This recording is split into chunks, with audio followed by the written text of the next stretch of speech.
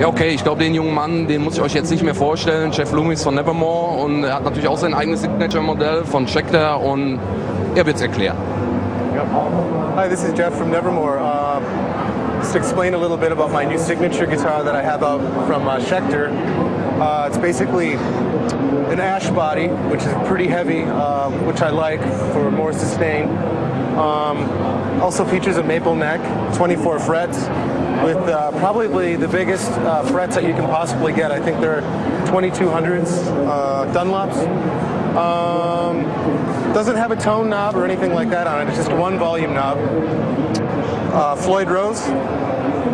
And that's really about it. It's a pretty simple guitar, really. It comes in this one color, satin vampire red. And you should check it out. It's a very good 7-string, and the price is very good for it too. It's a very, very good guitar for the price.